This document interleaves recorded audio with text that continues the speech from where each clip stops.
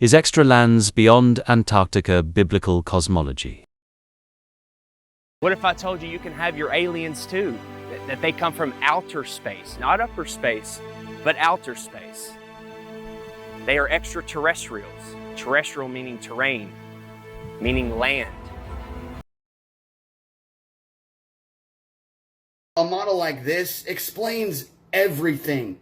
Just think about it. So when they said flat Earth was a psyop, maybe it kind of is. Maybe they're only giving us 1/4 of what we really need to be looking into. What if they tell us there's 8 or 9 continents or whatever the number is now? I think What it's if there's 7. what if there's 80 or 90,000 continents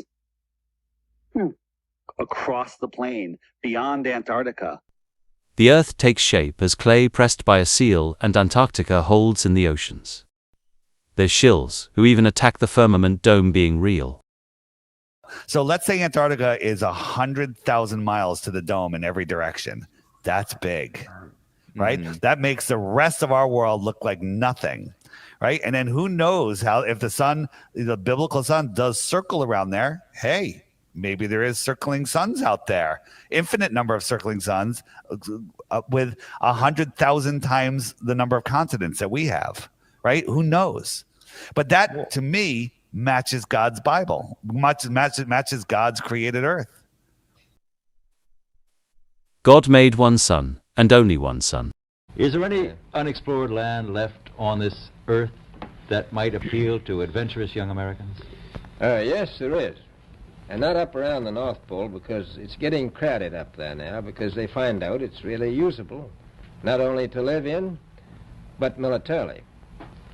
But strangely enough, there's left in the world today an area as big as the United States that's never been seen by a human being.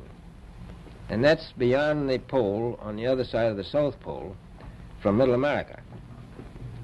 And I think it's quite astonishing that there should be an area as big as that unexplored. That's a tremendous So challenge. there's a lot of adventure left down at the bottom of the world. The ice wall of Antarctica holds in the oceans.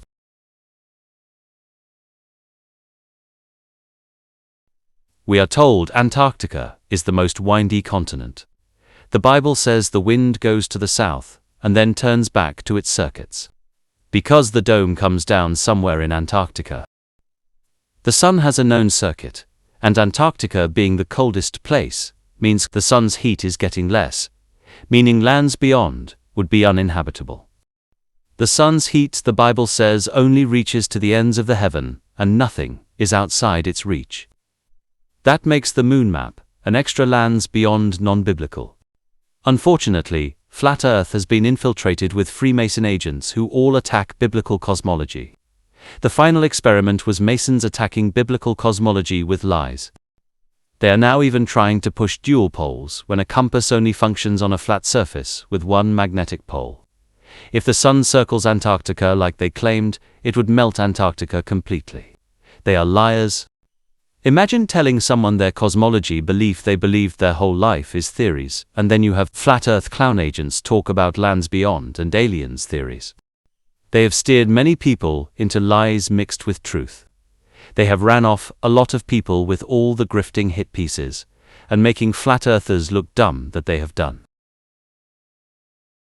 Men lie. God does not.